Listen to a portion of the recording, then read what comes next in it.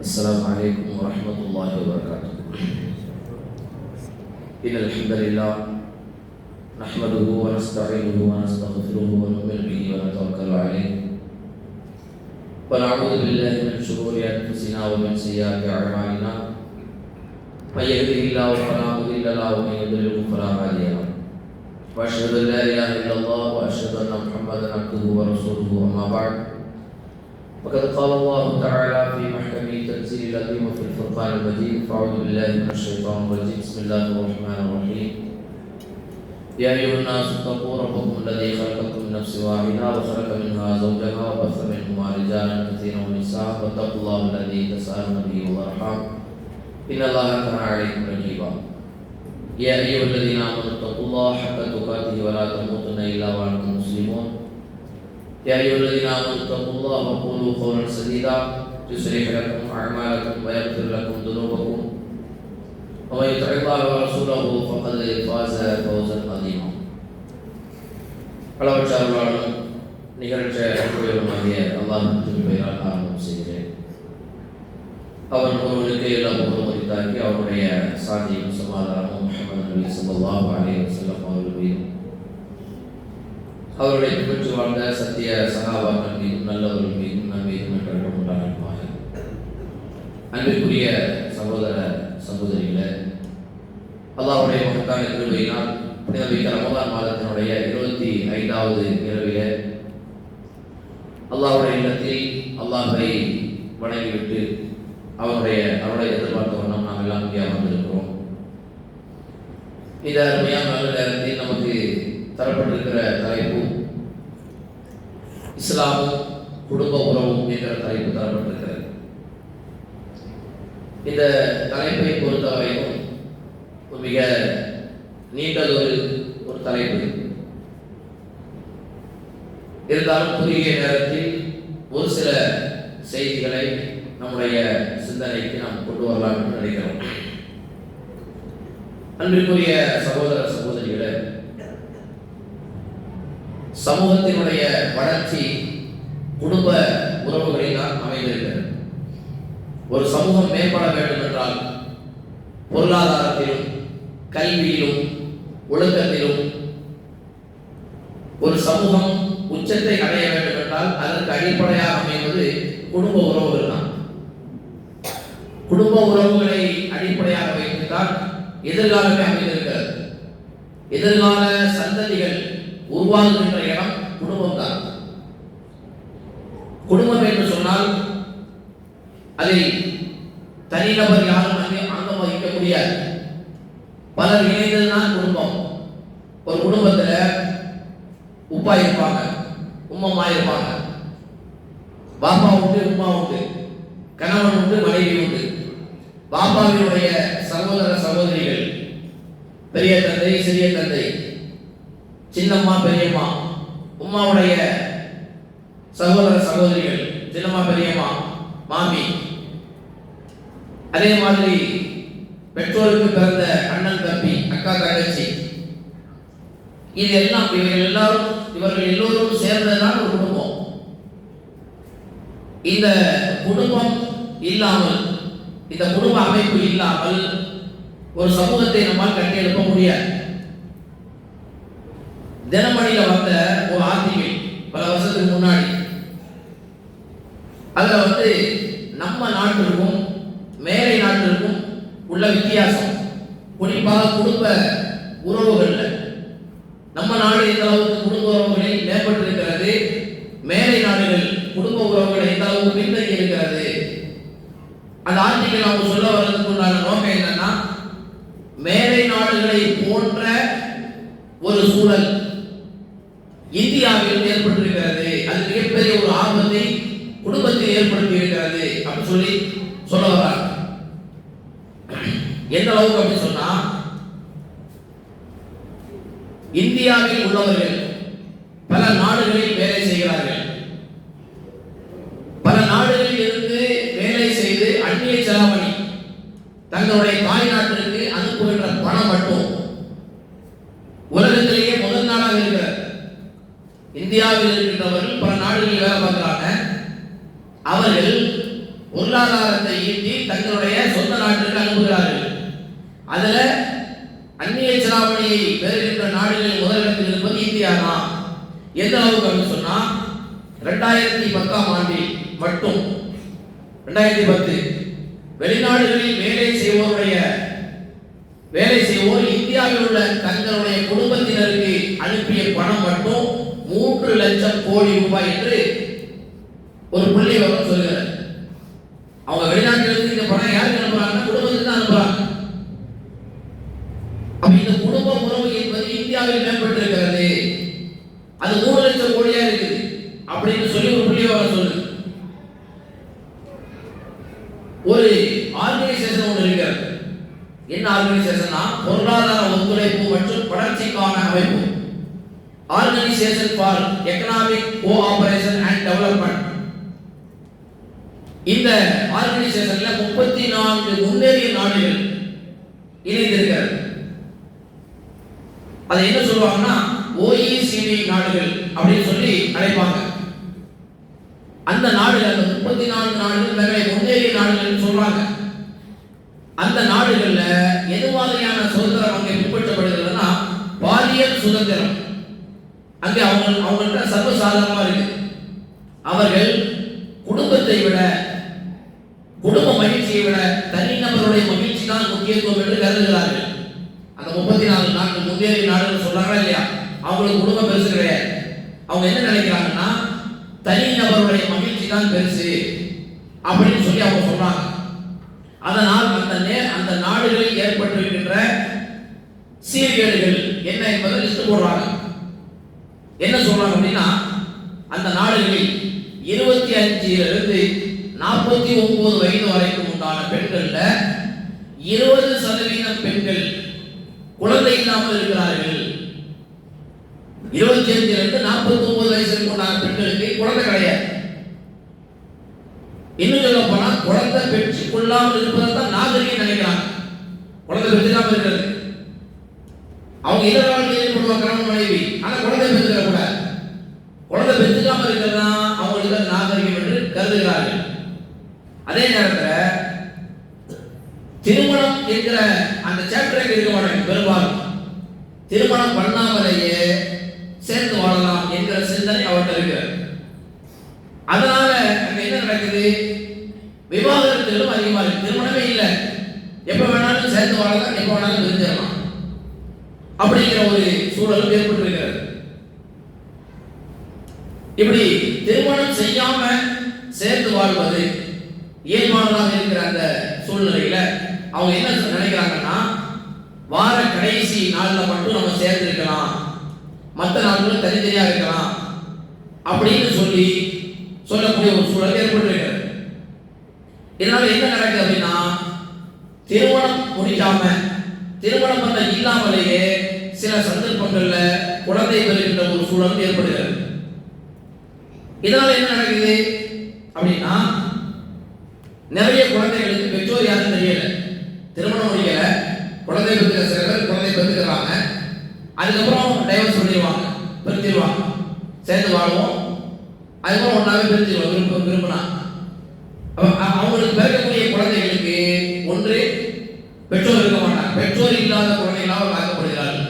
ஒற்றை பெற்றோருடைய குழந்தைகள் இருக்கிறார்கள், மாற்று பெற்றோருக்கு பிறந்த குழந்தைகள் இருக்கிறார்கள். 1980ஆம் ஆண்டு 11 இந்த மாதிரி பெற்றோருக்கு, அதாவது திருமணம் செய்யாத பெற்றோருக்கு பிறக்கும் குழந்தைகளுடைய அளவு எவ்வளவுனா 11% இருந்துச்சு 1980. 2007ல 33% அதிகரிச்சிருக்கு. இப்ப எவ்வளவு அதிகரிச்சுன்னு நினைச்சு பாருங்க. திருமணம் முடிக்காம குழந்தையை பெற்றுக் கொள்ளக்கூடிய அந்த குழந்தைகளுடைய எண்ணிக்கை இந்த அளவுக்கு அதிகமாக இருக்கு சொல்றாங்க. இதனால என்ன ஆகுதுன்னு சொன்னா ஒற்றை பெற்றோருக்கு குழந்தையாக வாழ்வது, அந்த குழந்தையாக ஒன்று வாப்பாக்கிட்ட வளருவாங்க அல்லது உமாக்கிட்ட வளருவாங்க, அல்லது திருமணம் செய்யாத பெற்றோருக்கு குழந்தையாக வாழ்வது, அல்லது தாயோ தந்தையோ வேறொருவரை திருமணம் முடிச்சுட்டா மாற்று பெற்றோருக்கு குழந்தையாக வளருவது. இந்த மாதிரி குழந்தைகள் அங்கே வளர்கிறார்கள். இதனால அங்கே என்ன நடக்குன்னா அந்த குழந்தைகளுடைய மனம் சிதைந்து விடுகிறது. அவர்கள் ஸ்கூலுக்கு போனாலோ காலேஜுக்கு போனாலோ நார்மலாக உள்ள பெற்றோர்களுக்கு பிறந்த கம்மியா எடுக்கிறாங்க. சமூக குற்றங்களில் இவர்கள் தான் அதிக முதலிடத்தில் வகிக்கிறாங்க என்ற லிஸ்ட்டை பெருசாக போட்டுருக்கிறாங்க. உதாரணத்துக்கு தான் நம்ம இதை சொன்னோம். அன்பிற்குரிய சகோதர சகோதரிகளை, மற்ற நாடுகளில், மேலை நாடுகளில் அந்த குடும்ப உறவு என்கிற அந்த சித்தாந்தம் சிதைக்கப்பட்டிருக்கிறது. இதை சொல்லிட்டு என்ன சொல்ல வர்றாருன்னா, இதே கான்செப்ட் இந்தியாவில் வந்திருக்கு. இதே சிந்தனை இப்போ அதிகமாக பரவி கொண்டிருக்கிறது. திருமணம் முடிக்காமலேயே லிவிங் டுகெதர் அப்படின்னு சொல்லக்கூடிய கலாச்சாரம் அதிகமாக ஆகிவிட்டது. திருமணம் முடிச்சாலும் டக்கு டக்குன்னு டைவர்ஸ் பண்ணக்கூடிய சூழ்நிலையை நம்ம பார்க்கிறோம். இதனால பிறக்கின்ற குழந்தைகளோட எதிர்காலம் கேள்விக்குறியாக மாறுகிறது. இன்னும் சொல்ல போனா பாலியல் சுதந்திரம் இங்க அதிகமாக இருக்கிறது. இப்ப பார்க்கிறோம், நமக்கு மெட்ராஸ்ல பார்க்கிறோம் என்னன்னு சொல்ல, ஓரின சேர்க்கையாளர்கள் ஆணும் ஆணும் கல்யாணம் வாழ்ந்துடலாம், சேர்ந்து வாழ்ந்துக்கலாம். பெண்ணும் பெண்ணும் சேர்ந்து வாழலாம். ஒரு ஆண் பல பெண்ணோட இருக்கலாம், ஒரு பெண் பல ஆணோட இருக்கலாம். இப்படி இந்த மாதிரி ஒரு சிந்தனை போக்கு அவர்கள் ஆர்ப்பாட்டம் போராட்டம் பண்ணி ஊர்வலமாக செல்கின்ற அளவுக்கு இன்றைக்கு வந்திருக்குன்னு சொன்னா, இந்த போக்கு எதை காட்டுது? குடும்ப உறவை சிதைக்கிற ஒரு நிலை தான் இதெல்லாம். இந்த மாதிரியான கான்செப்ட் ஒரு காலத்தில் சொன்னாங்க, நாம் இருவர் நமக்கு இருவர் சொன்னாங்க. அதுக்கப்புறம் என்னாச்சுன்னா, நாம் இருவர் நமக்கு ஒருவர் சொன்னாங்க. அதுக்கப்புறம் என்னாச்சுன்னு சொன்னா, நாமே குழந்தை நமக்கு எதுக்கு குழந்தை அப்படின்னாங்க. குழந்தை தேவையில்லைன்னு சொல்லி அதுக்கப்புறம் என்னாச்சுன்னா, எதுக்கு கல்யாணம்? அவன் ஆம்பளை யாரு கூட வாழ்ந்துட்டு போட்டோம், பொம்பளை கூட இருந்துட்டு போட்டோம், குழந்தை தேவையில்லை என்கிற அளவுக்கு இதெல்லாம் எதை காட்டுதுன்னா, குடும்ப உறவுகள் சிதைக்கப்படுவதற்கு காரணிகளாக அமைந்திருக்கின்றன என்பதை அவங்க வருத்தத்தோடு எழுதுறாங்க. அந்த கலாச்சாரம் இந்தியாவில் இன்றைக்கு அதிகமாக பரவி கொண்டிருக்கிறது சொல்லி ஒரு வருத்தத்தோடு அந்த ஆர்டிகளை எழுதி முடிக்கிறாங்கன்னு வச்சுக்கிறோமே. இஸ்லாமிய மார்க்கம், நம்முடைய மார்க்கம், குடும்ப உறவை குறித்து திருமறை குர்ஆன்ல நபிமொழிகள்ல எந்த அளவுக்கு வலியுறுத்தி சொல்லுது அப்படிங்கறத பார்க்கணும். அல்லாஹ் குர்ஆன்ல குடும்ப உறவுகள் யார் யாரெல்லாம் குடும்பத்துல அங்கத்தினர்களாக இருக்கிறார்கள் அப்படிங்கறத பல சட்டத்திட்டங்களை சொல்லும் போது அல்லாஹ் சொல்றான்.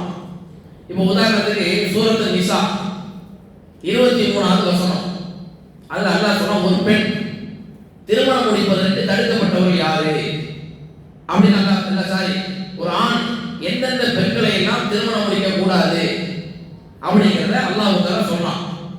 ஒரு ஆண் திருமணம் முடிப்பதற்கு தடை செய்யப்பட்ட பெண்கள் யார் அப்படின்னு எல்லாம் சொல்லும்போது அந்த குடும்பத்தை சொல்லி காமிப்பாரு. ஹுர்ரிமத் அலைக்கும் உம்மஹாத்துக்கும் வ பனாத்துக்கும் வ அஹவாத்துக்கும் வ அம்மாத்துக்கும் வ ஹாலாத்துக்கும் வ பனாத்துல் அஹி வ பனாத்துல் உக்தி வ உம்மஹாத்துக்கும் அல்லாத்தி அர்லஅனக்கும் வ அஹவாத்துக்கும் மினர் ரலாஆ வ உம்மஹாத்து நிசாயிக்கும் வ ரவாயிக்கும் அல்லாத்தி ஃபீ ஹுஜூரிக்கும் மின் நிசாயிக்கும் அல்லாத்தி தகல்தும் பிஹின்ன ஃபைலம் தகூனு தகல்தும் பிஹின்ன ஃபலா ஜுனாஹ அலைக்கும் வ ஹலாயிலு அப்னாயிக்கும் அல்லதீன மின் அஸ்ராபிக்கும் வ அன் தஜ்மஉ பைனல் உக்தைனி இல்லா மா கத் ஸலஃப் இன்னல்லாஹ கான கஃபூரர் ரஹீமா.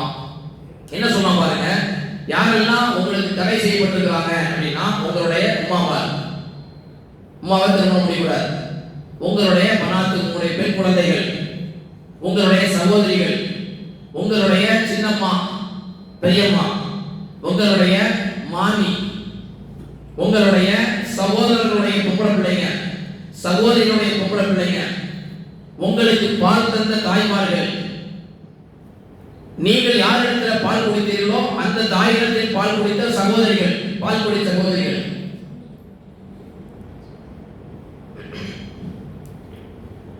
அதே மாதிரி உங்களுக்கு பால் ஊட்டிய தாய்மார்கள், உங்களுடைய மனைவிமார்களுக்கு பிறந்த முன்னாள் கணவர்கள் மூலமாக பிறந்த உங்களுடைய அந்த பொம்பளை பிள்ளைங்க, உங்களுடைய மகன் முடித்த மருமகள்கள், இரண்டு சகோதரிகள், இவங்க எல்லாம் என்ன செய்யக்கூடாது? திருமணம் முடிக்கக்கூடாது, சேர்த்து திருமணம் முடிக்கக்கூடாது நல்லா சொல்றான். இது எதை காட்டுது? திருமணம் யாரெல்லாம் முடிக்கக்கூடாது என்று இருந்தாலும் இங்க ஒரு குடும்ப உரிமை எல்லாம் சொல்றான். இது இவர்கள் எல்லாம் சேர்ந்ததுதான் ஒரு குடும்பம். எல்லாம் எவ்வளவு அழகா சொன்னா பாருங்க. குடும்பத்தில் இவங்க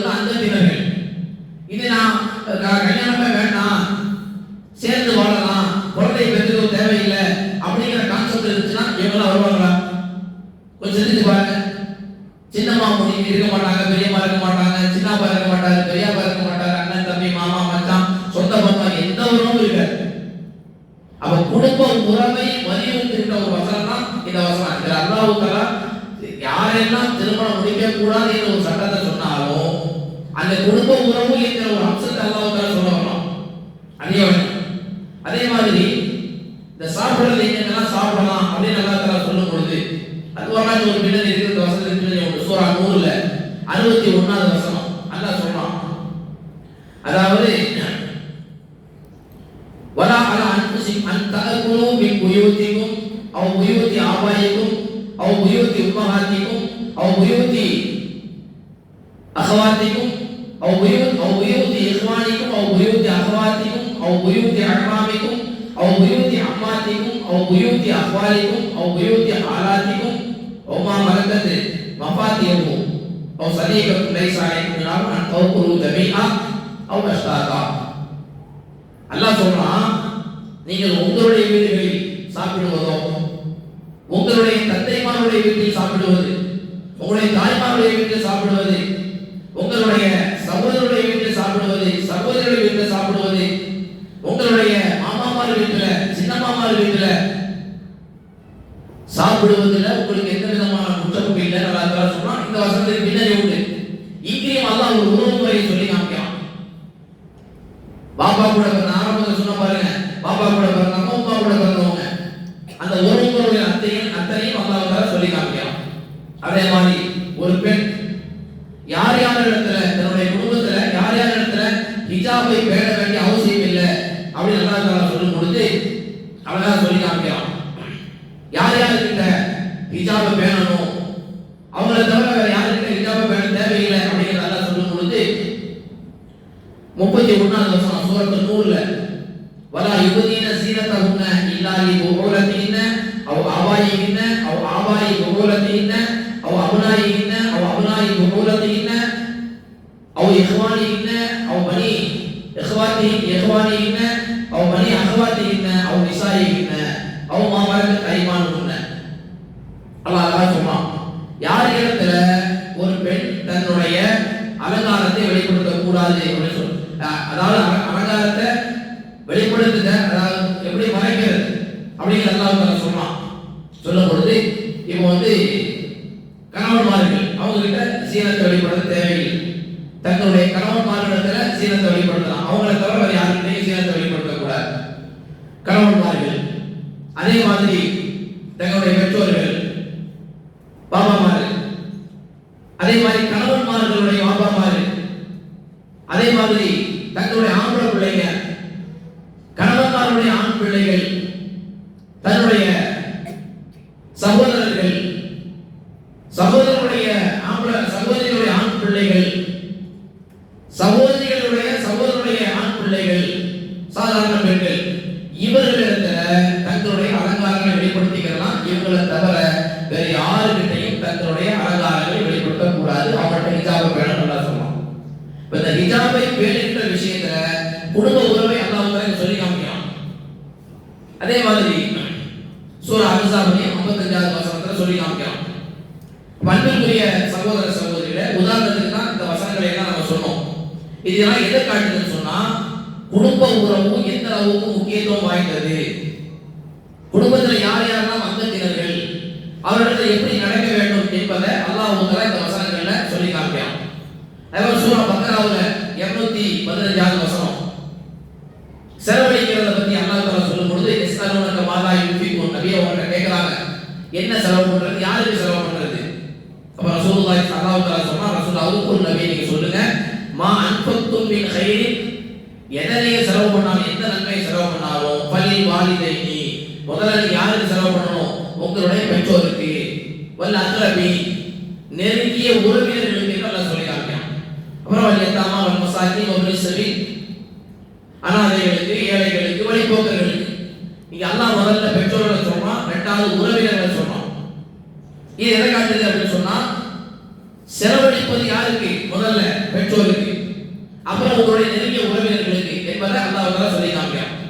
அதே மாதிரி போர் பொருட்கள், அந்த கனிமத் பொருள் நம்ம சொல்லுவோம், அந்த பொருட்கள் யார் யாருக்கெல்லாம் உரித்தானது வஅலமு அன்னமா கனித்தும் மின் ஷைஇன் ஃபஅன்ன லில்லாஹி குமுஸஹு வ லிர்ரசூலி வ லிதில் குர்பா வல் யதாமா வல் மசாகின் வ இப்னிஸ் ஸபீல். எதிரிகள் விட்டு சென்ற போர் பொருட்கள்ல அல்லாஹ் தஆலா சொல்லி காமிக்கிறான், அஞ்சில் ஒரு பங்கு அல்லாஹ்வுக்கும் அல்லாஹ்வுடைய தூதருக்கும் நெருங்கிய உறவினர்களுக்கும் உரித்தான்னு அல்லாஹ் சொல்றான். அப்ப அல்லாஹ்வுக்கு பிறகு அல்லாஹ்வுடைய தூதருக்கு பிறகு அங்க முதலிடத்துல வர்றது உறவினர்கள். அதே மாதிரி இன்னொரு இடத்துல அல்லாஹ் சொல்லும்போது சூரா தௌபாவுல 24வது வசனம், ஒரு மனுஷன் யார் யாரெல்லாம் நேசிப்பான் அப்படின்னு எல்லாம் சொல்லும்போது குல் இன்கான ஆபாவுக்கும் வாபுனாவுக்கும் வ இஹ்வானுக்கும் வ அஸ்வாஜுக்கும் வ அஷீரத்துக்கும், உங்களுடைய பெற்றோர்களாக இருந்தாலும் சரி, உங்களுடைய பிள்ளைகளாக இருந்தாலும் சரி, உங்களுடைய சகோதரர்களாக இருந்தாலும் சரி, உங்களுடைய துணைகளாக இருந்தாலும் சரி, உங்களுடைய குடும்பமாக இருந்தாலும் சரி, நீங்கள் சேர்த்து வைக்கிற செலவமாக இருந்தாலும் சரி, நஷ்டம் வந்துருமோ அப்படின்னு நீங்க பயப்படுகிற உங்களுடைய வியாபாரமாக இருந்தாலும் சரி, நீங்கள் விரும்புகின்ற உங்களுடைய வீடுகளாக இருந்தாலும் சரி, அல்லாஹ்வை விடவும் அல்லாஹ்வுடைய தூதரை விடவும் அல்லாஹ்வுடைய பாதையில் ஜிஹாத் செய்வதை விடவும் உங்களுக்கு விருப்பத்துக்குரியதாக இருந்தால் பத்தரப்பசு மத்தா யதி அல்லாஹ் யம்ரி, அல்லாஹ்வுடைய தண்டனை வருவதை எதிர்பார்த்து காத்திருங்கள் என்று அல்லாஹ் தஆலா சொல்றான். அப்ப இங்கே அல்லாஹ் என்ன சொல்றான் அப்படின்னா, ஒரு மனிதன் யார் யாரெல்லாம் நேசிப்பான் அப்படின்னு சொல்லும் பொழுது அங்க உறவுகளை எல்லாம் அல்லாஹ் தஆலா சொல்லி காமிக்கிறான்.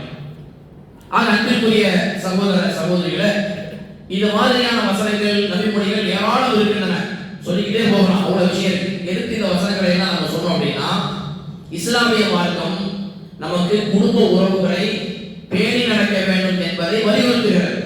குடும்பத்தில் யார் யாரெல்லாம் அங்கத்தினர்கள் அப்படிங்கிறத சொல்லும் பொழுது இவ்வளவு பேரை பார்க்க நமக்கு சொல்லி தருது. அப்போ அவங்க கிட்ட நம்ம எப்படி நடக்கிறது, இதெல்லாம் குடும்ப உறவுகளோடு உறவுகளை குறித்த அந்த உறவுகளை முக்கியத்துவப்படுத்துகின்ற வசனங்கள் இதெல்லாம். இஸ்லாமிய மார்க்கம் மட்டும்தான் குடும்ப உறவுகளை பேண வேண்டும் என்பதில் மிகவும் அழுத்த திருத்தமாக செய்திகளை நமக்கு சொல்லித்தருது. இறைவனோடு நம்மை நெருக்கி வைக்கின்ற இபாதத்துகள்ல தலை சிறந்த ஒரு இபாதத்து குடும்ப உறவுகளோடு சேர்ந்திருப்பது.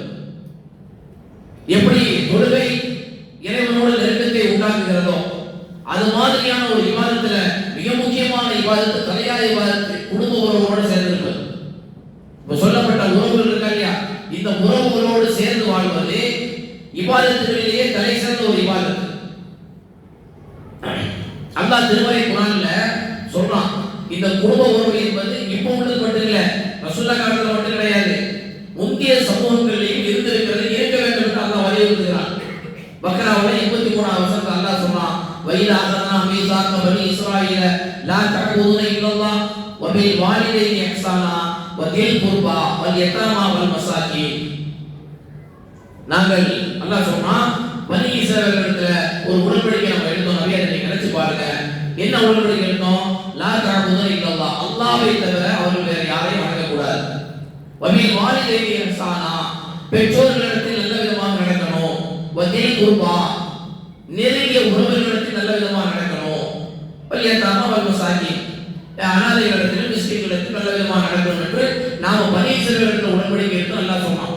அப்ப எதை காட்டுதுன்னு சொன்னா, முந்தி வாழ்ந்த சமூகத்திலிருந்து அல்லாஹ் எடுத்த உடன்படிக்கையில மிக முக்கியமான உடன்படிக்கை என்ன? உங்களுடைய பெற்றோரிடத்தில் நல்ல விதமாக நடக்கணும், அதே நேரத்தில் உங்களுடைய உறவினர்களிடத்தில் நீங்க நல்ல விதமாக நடக்க வேண்டும் என்று அல்லாஹ் உடன்படிக்கை எடுத்திருக்கிறான். நமக்கு அல்லாஹ் ஒரு கட்டளை போட்டிருக்கிறான். சூரத் நிசாவுல 36வது வசனம், வஅபுதுல்லாஹ் வலா துஷ்ரிகு பிஹி ஷைஆ வ பில் வாலிதைனி இஹ்சானா வ பிதில் குர்பா வல் யதாமா வல் மசாகின் வல் ஜாரி தில் குர்பா வல் ஜாரி ஜுல்பி வஸ்ஸாஹிபி பில் ஜன்பி வ இப்னிஸ் ஸபீல் வ மா மலக்கத் ஐமானுக்கும். அல்லாஹ் ஒரு லிஸ்ட் போடுறான். என்ன சொன்னா, அல்லாஹ்வை வணங்குங்கள், அல்லாஹ்வுக்கு இணை கற்பிக்காமல் நீங்கள் அல்லாஹ்வை வணங்குங்கள், பெற்றோருக்கு உபகாரம் பண்ணுங்க, வ பிதில் குர்பா, நெருங்கிய உறவினர்களுக்கும் நீங்கள் உபகாரம் செய்யுங்கள், வல் யதாமா வல் மசாகின் சொல்லிட்டு வல் ஜாரி தில் குர்பாங்கறான். வல் ஜாரி தில் குர்பா, நெருங்கிய உறவினராக இருக்கின்ற உங்களுடைய அண்டை வீட்டுக்காரர். அப்ப உங்க அண்டை வீட்டுக்காரர் உறவினராக இருப்பார், உறவினர் அல்லாதவராக இருப்பார். அப்ப நெருங்கிய உறவினராக இருக்கின்ற உங்களுடைய அண்டை வீட்டுக்காரர் நல்ல விதமாக நடங்க அப்படின்னு பார்க்க சொல்லுகிறார். சூரத் நஹ்ல்ல 90வது வசனம் அல்லாஹ் சொல்றா, இன்னல்லாஹ யஅமுரு பில் அத்ல் வல் இஹ்சான் வ ஈதாஇ தில் குர்பா வ யன்ஹா அனில் ஃபஹ்ஷாஇ வல் முன்கர் வல் பகி யஇதுக்கும் லஅல்லக்கும் ததக்கரூன். நீங்கள் வேண்டும் என்பதற்காக, பாடம் பெற வேண்டும் என்பதற்காக அல்லாஹ் உங்களுக்கு சில விஷயங்களை சொன்னா கட்டளை போடலாம். என்ன? நீங்கள் நீளமாக நடக்க வேண்டும் என்று அல்லாஹ் கட்டளை போடலாம். நல்ல விதமாக நடக்க வேண்டும். ஈத்தாயித்தில் குர்பா, நெருங்கிய உறவினர்களுக்கு வழங்க வேண்டும் என்று அல்லாஹ் கட்டளை போடலாம். வைகானி பக்ஷா, மானக்கேடான அலுவலக தக்க தீமையான காரியங்களை விட்டு விலக வேண்டும், அநியாயம் செய்வதை விட்டு விலக வேண்டும் என்று அல்லாஹ் தஆலா உங்களுக்கு கட்டளை இடுகிறார் என்று அந்த வசனத்தை அல்லாஹ் தஆலா சொல்லி காமிக்கிறான். ஆக அன்பிற்குரிய சகோதர சகோதரிகளே, இது எல்லாமே குடும்ப உறவுகள்ல மிக முக்கியத்துவம் வாய்ந்த வசனங்கள். குடும்ப உறவுகளோடு எப்படி இருக்கணும், அது எந்த அளவுக்கு முக்கியத்துவம் வாய்ந்தது என்பதை வலியுறுத்துகின்ற வசனங்கள். இப்ப ரசூலுல்லாஹி ஸல்லல்லாஹு அலைஹி வஸல்லம் காலகட்டத்தில் ஒரு 3 நபி தோழர்கள் என்ன பண்றாங்கன்னா, ஒரு சபை இருக்கிறாங்க. நான் நைட்டு ஃபுல்லா தொழுதுட்டே இருப்பேன், இன்னொருத்தர் நான் பகல் ஃபுல்லா நோம்பு வைப்பேன், இன்னொருத்தர் சொல்றாரு திருமணம் முடிக்க மாட்டேங்கிற. இப்ப ரசூலுல்லாஹி ஸல்லல்லாஹு அலைஹி வஸல்லம் கூப்பிட்டு சொல்றாங்க, அந்த 3 பேர்கிட்டையும் குடும்ப உறவு எந்த அளவுக்கு முக்கியத்துவம் வாய்ந்தது என்பதற்கு இது ஒரு சான்றாக இருக்கு. அப்ப அந்த நபித்தோடு சொன்னாங்க, நீங்க தான் இந்த மாதிரிலாம் சொன்னீங்க, ஆமா அப்படி பண்ணாதீங்க, என்ன பாருங்க, நான் தான் உங்களுக்கு முன்மாதிரி. நான் என்ன செய்யறேன், நைட்டு நேரங்களில் சில நேரங்களில் தூங்குறேன், சில நேரங்களில் தொழுகிறேன். அதே மாதிரி பகல்ல சில நாட்கள் நோன்பு வைக்கிறேன், சில நாட்கள் நோன்பு வைக்காம இருக்கிறேன். திருமணம் முடித்திருக்கிறேன், குழந்தை குட்டியை பெற்றிருக்கிறேன். பாருங்க, திருமணம் என்பது என்னுடைய சுன்னா. இது எல்லாமே என்னுடைய சுன்னா தான். இந்த சுன்னாவை புறக்கணிக்கிறவன் இந்த சார்ந்தவன் அல்ல அப்படின்னு மார்க்கம் சொல்லுது. ரசூல் ஸல்லல்லாஹு கட்டளை போடுறாங்க, கல்யாணம் முடிப்பா, குழந்தை குட்டியை பெற்றுக்க, அப்பதான் குடும்ப உறவு வரும் அப்படின்னு சொல்லி ரசூலுல்லாஹி ஸல்லல்லாஹு அலைஹி வஸல்லம் குடும்ப உறவினுடைய முக்கியத்துவத்தை தங்க வலியுறுத்துறாங்க. அதே ஜாபிர் ரலியல்லாஹு அவர்கள், அவருடைய வாப்பா அப்துல்லா உஹது போர்ல கொல்லப்படுகிறார். கொல்லப்படுறதுக்கு முன்னாடி தன்னுடைய பையனை சொல்றார் ஜாபிர் அவங்கள்ட்ட. இது புகாரியில 2406வது நபிமுறையாக அமைச்சிருக்கிறார். பையனை சொல்றாப்ல, இந்த மாதிரி ஜாபிர், உனக்கு சகோதரிகள் இருக்கிறார்கள், இதெல்லாம் 9 சகோதரி உண்டு.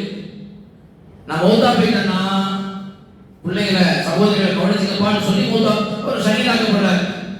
இப்ப என்ன நடக்குதுன்னா, ஜாபிர் அவர்கள் ஒரு கல்யாணம் முடிக்கிறாங்க. அப்ப ரசூலுல்லாஹி ஸல்லல்லாஹு அலைஹி வஸல்லம் அவங்க கேட்கறாங்க, நீ யாரை கல்யாணம் முடிச்ச? கன்னி பெண்ணை திருமணம் முடிச்சியா அல்லது விதவை பெண்ணை முடிச்சியா? அப்ப அவர் சொல்றாரு, நான் விதவை பெண்ணை தான் முடிச்சேன். அப்ப ரசூலுல்லாஹி சொன்னாங்க, கன்னி பெண்ணை கல்யாணம் முடிச்சிருக்கலாமே, கொஞ்சம் ஜாலியா இருந்திருக்குமே அப்படின்னு ரசூலுல்லாஹி கேட்கறாங்க. இல்லை யாரும் சொல்ல, நான் ஏன் விதவை பெண்ணை முடிச்சேன் தெரியுமா? எனக்கு 9 சகோதரிகள் இருக்கிறார்கள். அந்த 9 சகோதரியையும் பராமரிக்க வேண்டும், அரவணைக்க வேண்டும், தலை சீவி விடணும்.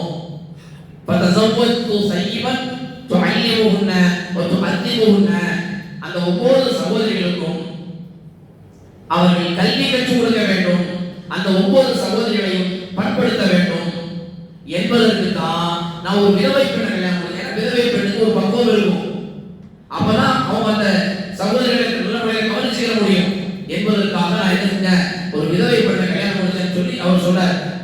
இங்க எதை காட்டுகிறது இந்த செய்தி அப்படின்னா, சகோதரிகள் குடும்பத்துல உள்ள சகோதரர்களையும் சரி சகோதரிகளையும் சரி எப்படி நடக்கணும். பாப்பா மட்டும் பெற்றுட்டு போகாது, என்ன தலையெழுத்தா அப்படின்னு சொல்லக்கூடிய பசங்க இருக்கிறாங்க.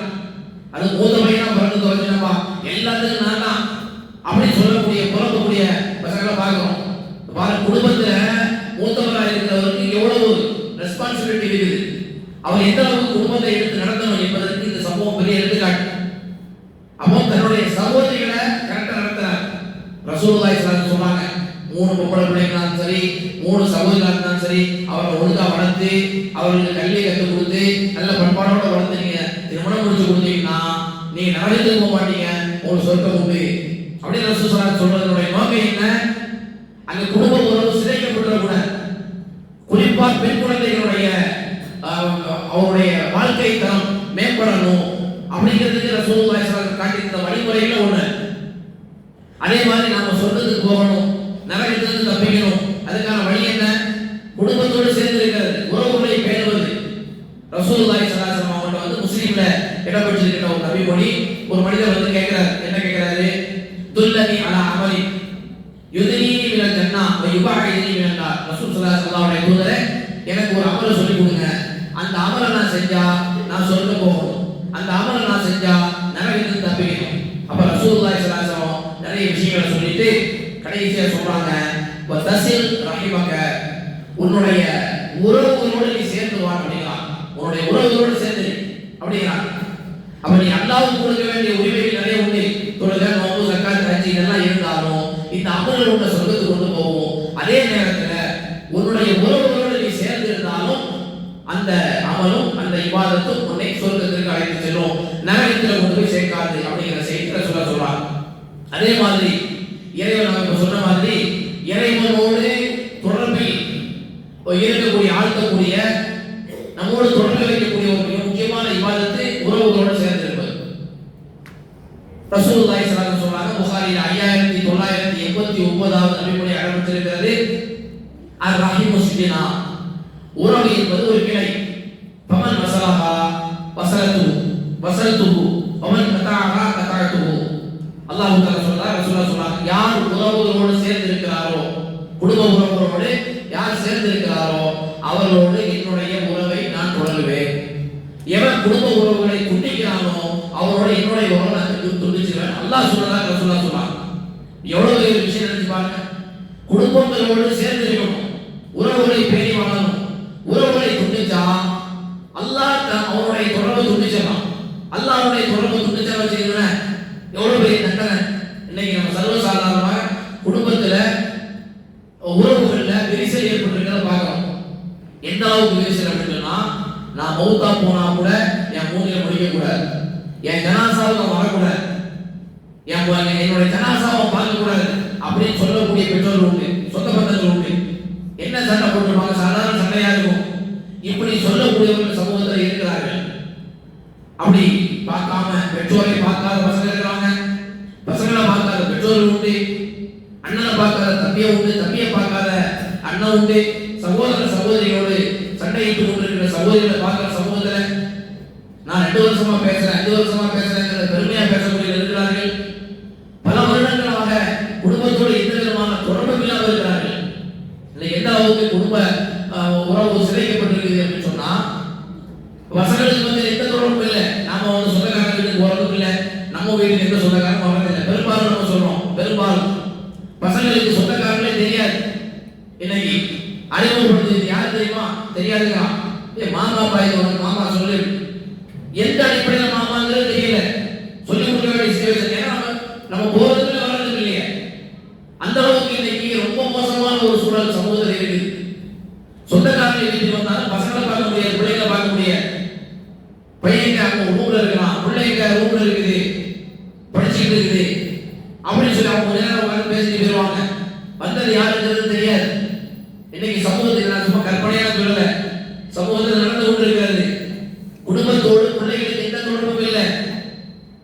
நம்ம வந்து கூட்டிட்டு போறதும் இல்லை, அவங்க நம்ம வீட்டுக்கு வர்றதும் இல்லை. ஏன்னா நம்மளே பிஸி, அவங்களும் அதே மாதிரி பிஸி தான். இந்த மாதிரியான ஒரு குடும்பத்தோடு தொடர்பு இல்லாத ஒரு சூழல் எங்கேயாவது அஞ்சு போதாத மாதிரி சில நேரங்களில் சில சந்தர்ப்பங்களில் சில வீடுகளில் மட்டும் உறவுகளை பேருகின்ற சூழல் இருக்கிறது. பெரும்பாலும் இல்லை. பெரும்பாலும் அந்த மாதிரியான ஒரு சூழல் தவிர்க்கப்பட்டிருக்கு. காரணம் என்னன்னா படிப்பு. காலையில் எந்த ஸ்கூலுக்கு போயிடுவாங்க, சாயங்காலம் வர்றது ரொம்ப லேட் ஆகுது.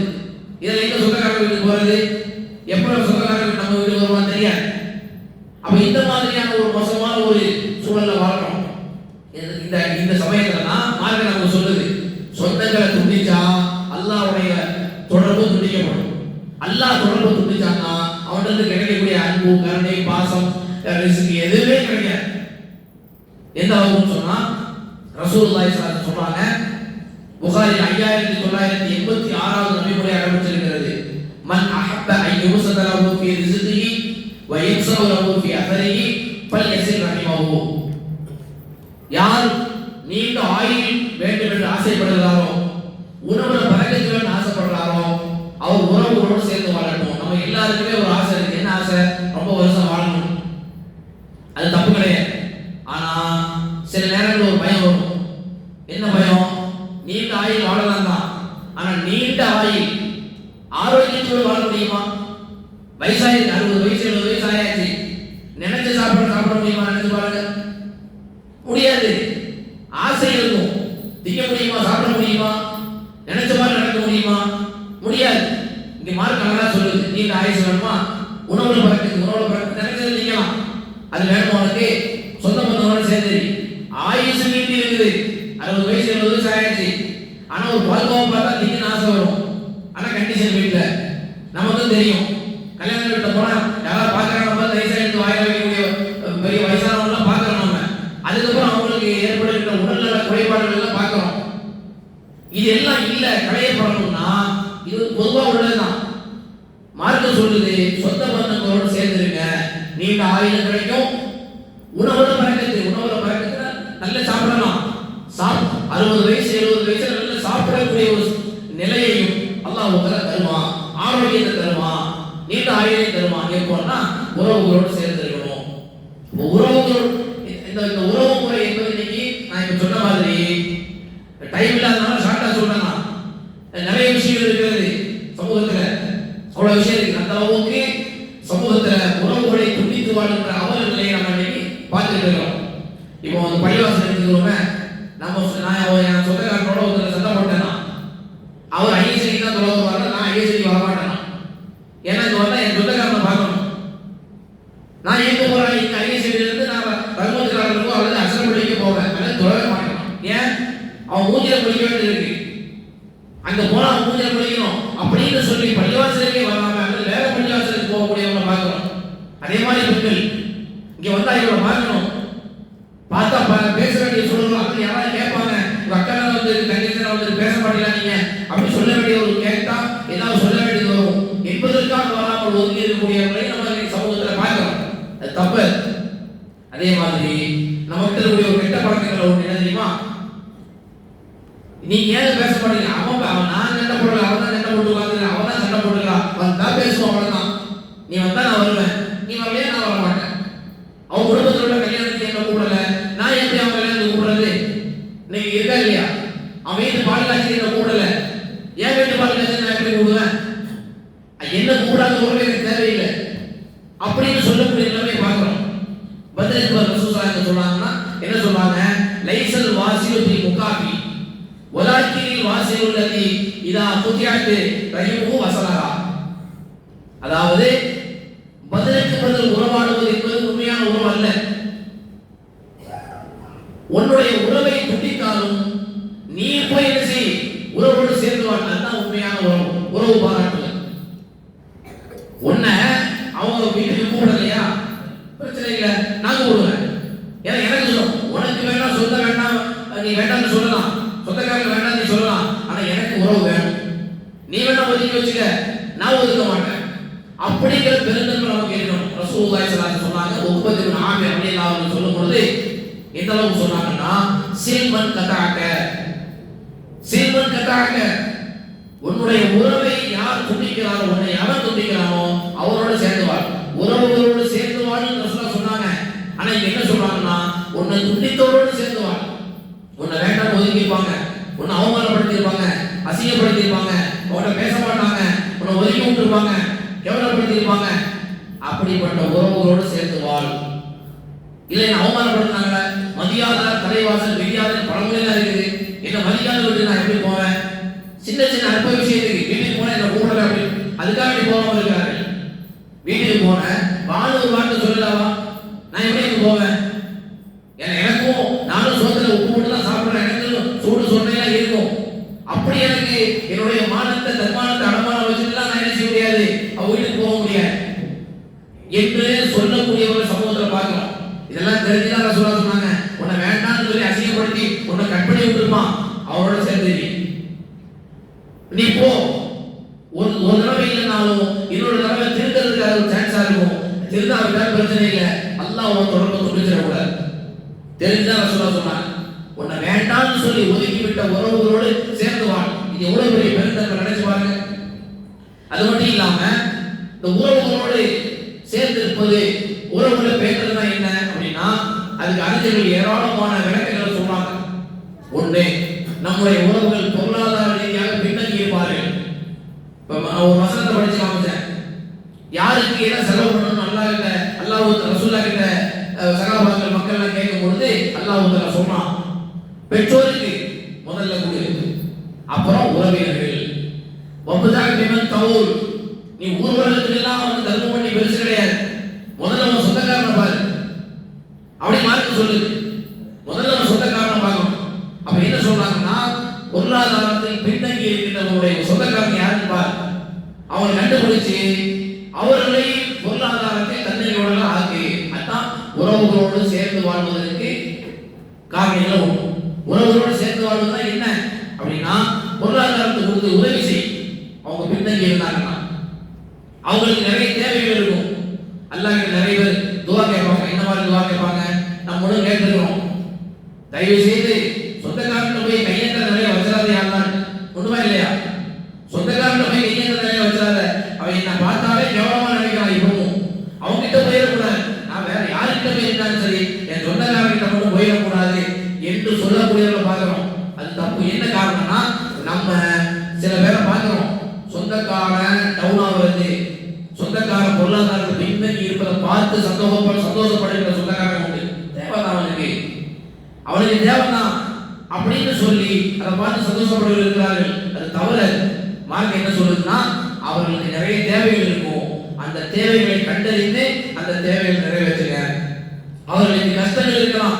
அந்த கஷ்டங்கள் என்னன்னு சொல்லி போய் பாருங்க. அந்த கஷ்டங்களை போக்குவதற்கு முயற்சி செய்யுங்க. அவர்களுக்கு கடன் இருக்கும். அந்த கடன் சுமைகளை நிவர்த்தி செய்யுங்கள். கடனை அடைக்கிறதுக்கு முயற்சி பண்ணுங்க. உங்களால் முடிஞ்சா கடன் அடைங்க, இல்லைன்னா கடன் அடைப்பதற்கான ஏற்பாடுகளை பண்ணுங்க. அதே மாதிரி அவர்களுக்காக வேண்டி துவா செய்யுங்க. இதுதான் உறவினர்களோடு சேர்ந்து வாழ்வதற்கான இலக்கணங்கள். சும்மா முடிக்கிறவர்கள் ஒவ்வொருவரும் பண்றது அதில் இருந்தாலும் அவங்களுக்கு செய்ய வேண்டியது என்ன? இது எல்லாத்தையும் செய்யணும்.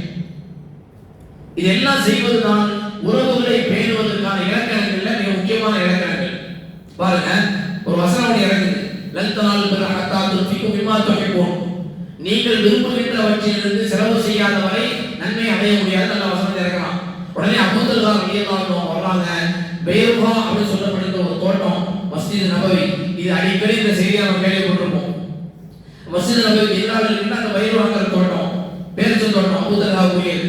அவர் வந்து சொன்னாரு, எனக்கு நிறைய பேரிச்சம் தோட்டம் உண்டு, எனக்கு விருப்பத்திற்குரிய தோட்டம் இந்த பைருஹா தோட்டம் தான். அல்லாஹ் வேற வசனத்தை இறக்கியிருக்கிறான், அதனால இந்த தோட்டம் நான் அல்லாஹ்வுடைய பாதையில் தர்மமா கொடுத்துறேன் அப்படின்னு அவர் சொல்லும் பொழுது ரசூலுல்லாஹி ஸல்லல்லாஹு அலைஹி வஸல்லம் சொல்றாங்க, நல்லது, ரொம்ப நல்ல விஷயம் தான், இது லாபம் தருகிற ஒரு சொத்து தான். நீ என்ன பண்ணுன்னா, இத உன்னுடைய உறவினர்களுக்கு கொண்டு போய் கொடுக்குறான். என்ன யார் சொல்லணும்? அல்லாஹ்வுடைய பாதையில் தர்மம் செய்ய சொந்தக்காரன் எனக்கு கொடுக்க தெரியாதா? அல்லாஹ்வுடைய பாதையில் நான் தந்தேன் அப்படின்னு சொல்லிட்டாரு. ரசூலுல்லாஹி சொன்னாங்க, உன் சொந்தக்காரன் கொடுப்பா, இதை பங்கு வச்சு கொடு அப்படின்னு சொன்ன உடனே இந்த அபூதர் ரலியல்லாஹு என்ன பண்றாங்கன்னா, தன்னுடைய சிறிய தந்தையுடைய பிள்ளைகளுக்கு அந்த சொத்தை பங்கு வச்சு கொடுக்குறான் என்கிற செய்தியை பார்க்கலாம். அப்ப ஏன் ரசூல் ஸல்லல்லாஹு உறவினர்களுக்கு கொடுக்க சொன்னாங்க? அது அந்த அளவுக்கு முக்கியத்துவம் வாய்ந்தது. உறவு என்பது மற்றவர்களுக்கு நீ கொடுப்பதை விட உன்னுடைய உறவினர்களை நீ தன்னிலோட ஆக்கி முதல்ல, அதான் முக்கியம். அதே மாதிரி இன்னொரு செய்தி இருக்கு. என்ன? உறவுகளை துண்டித்தால் நரகம், உறவுகளை துண்டிச்சா அல்லாஹ் தஆலா தண்டிப்பான். அல்லாஹ் தன்னுடைய உறவை துண்டிச்சிருவான். எல்லாத்துக்கும் மேல உலகத்திலேயே தண்டனை உண்டு. உலகத்திலேயே தண்டனை உண்டு உறவோட துண்டிச்சா. குடும்ப உறவுகளோடு சேராம, உறவுகளை அவங்களோட பேருதல் இல்லாம, அவர் கொடுக்க வேண்டிய உரிமைகளை கொடுக்காம நம்ம நடந்தோம்னு சொன்னா உலகத்துல தண்டனை உண்டுங்கிறத ரசூலுல்லாஹி ஸல்லல்லாஹு அலைஹி வஸல்லம் சொன்ன செய்தி ஹாக்கிம்ல பார்க்கிறோம். எந்த அளவுக்கு சொன்னா, அல்லாஹ் தஆலா மறுமையில் தண்டனை தருவதோடு உலகத்திலும் தண்டனை தருகின்ற பாவங்கள்ல ரெண்டு பாவம் இருக்குன்னா, ஒன்று அல் பகி வ கத்தியத்துர் ரஹம், உறவுகளை துண்டிப்பதும் அநியாயம் செய்வதும் என்று ரசூல் சொல்றாங்க. பிறருக்கு அநியாயம் செஞ்சாலும் உலகத்திலே தண்டனை உண்டு, ஆகிரத்திலே உண்டு. உலகத்திலே கண்டிப்பா அல்லாஹ். உறவுகளை துண்டித்து வாழ்ந்தால் அதுக்கான தண்டனை உலகத்திலே உண்டு. அதோட சேர்த்து ஆகிரத்திலே தண்டனை உண்டு. சில தவறுகளுக்கு உலகத்துல எல்லாம் தண்டிக்க மாட்டான், மறு உலகத்தில் தண்டிப்பான். அங்க நினைச்சா கூட மன்னிச்சிடலாம். ஆனா உறவுகளை துண்டிக்கிற பாவம் இருக்க பெரும் பாவம், அதுக்கு கொடுக்கக்கூடிய தண்டனை உலகத்திலே எல்லாம் தருவோம் என்கிற செய்தியை நம்ம என்ன செய்யறோம் பார்க்கிறோம். அதே நேரத்தில் ஒவ்வொரு உறவை குறித்து நம்ம எடுத்து பேசலாம். குடும்பம் அப்படின்னு சொல்லி வந்தா அந்த குடும்பத்துல தாய் தந்தை, கணவன் மனைவி, பெற்றோர் பிள்ளைகள் என்கிற சாப்டர் இருக்கு. இதை நம்ம ஒட்டுமொத்தமா உறவுன்னு சொல்றோம், ஒட்டுமொத்தமா உறவுகளை பேர் சொல்றோம். பெற்றோருக்கு கொடுக்க வேண்டிய உபகாரம் இருக்கிறது, பிள்ளைகள் பெற்றோர் கொடுக்கிறது, பெற்றோர் பிள்ளைகள் கொடுக்க வேண்டிய உரிமைகள் இருக்கிறது, உபகாரம் இருக்கிறது. அதே மாதிரி கணவன் மனைவிக்கு, மனைவி கணவனுக்கு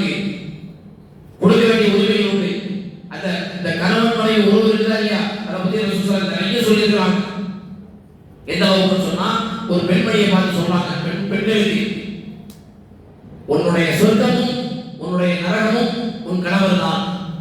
உன் கணவர் தான் உனக்கு சொர்க்கம், உன் கணவர் தான் உனக்கு நரகம். நீ உன் கணவர்கிட்ட எப்படி நடக்கிறத பாத்துக்க. எந்த அளவுக்கு ரசூலா சொல்றாங்கன்னா, அதாவது உங்களை நான் நரகத்தில் அதிகமா பார்க்கிறேன். ஏன்? காலம் முழுக்க உங்களுடைய கணவன்மார்கள் உங்களுக்கு உபகாரம் பண்றாங்க. நீங்க கேட்கலாம், ஒரு ஆண் மகன் கஷ்டப்படுறது நினைச்சு பாருங்க. காலையில இருந்து சாயங்காலம் வரை கஷ்டப்படுறான். எனக்கு பின்னாடி என் மனைவி இருக்கிறாள், என் பிள்ளைகள் இருக்கிறார்கள், என் மனைவி சமூகத்துல சரியான அந்தஸ்தோடு இருக்கணும், கண்ணியத்தோடு இருக்கணும்னு ஒரு கணவன் நினைக்கிறான். அதே மாதிரிதான் என் பிள்ளைங்க படிச்சு கையில வரணும்னு அதுக்காக எவ்வளவு சிரமங்கள், அவமானங்கள், கஷ்டங்களை எல்லாம் பட்டு தன் கணவன் தன்னுடைய மனைவிக்காக பிள்ளைகளுக்காக உழைக்கக்கூடிய அந்த குடும்ப தலைவருக்கு கொடுக்கக்கூடிய ரெஸ்பான்ஸ் என்ன? சில இடங்கள்ல எத்தனை ரெஸ்பான்ஸ் இருக்காது. தர சுசாக்கலாம் என்ன ஆகும்னா, காலம் முழுக்க ஒரு உபகாரம் பண்ணிருப்பாரு அந்த ஆளு. ஆனா நீங்க கேட்டது ஒண்ணு உங்களுக்கு கிடைச்சிருக்காது. உடனே நீங்க என்ன சொல்லுவீங்க? ராய்த்து மிக்க ஹைரன் கத்து, உங்ககிட்ட வாழ்ந்து நான் என்ன சுகத்தை கண்டேன். அந்த அப்துல் கலாம் போய் பாரு, ஏதுக்காரன் போய் பாரு, அவரை பாரு, உங்க கூட படிச்சவங்க தான் இந்த சுலைமா, அவர் எப்படி இருக்கிற பொண்டாட்டி எப்படி தாங்குறாரு தெரியுமா என்று கம்பேர் பண்ணக்கூடிய பெண்கள் சமூகத்தில் பார்க்கிறாங்க. அந்த சுலைமாவுக்கு என்ன நடக்குன்னு சொல்லி இந்த பாத்திமாவுக்கு தெரியாது. இப்படி கம்பேர் பண்ணக்கூடிய சிச்சுவேஷன் நம்ம வந்து சமூகத்தில் பார்க்கணும். என்ன சொல்றாங்க? இதனாலே நீங்க தொழுதாலும் சரி, நோம்பு வச்சாலும் சரி, சக்காத்து கொடுத்தாலும் சரி, அஞ்சு பண்ணாலும் சரி, கணவனுக்கு ரெஸ்பான்சிபிலிட்டி தான் நரகம் தான்.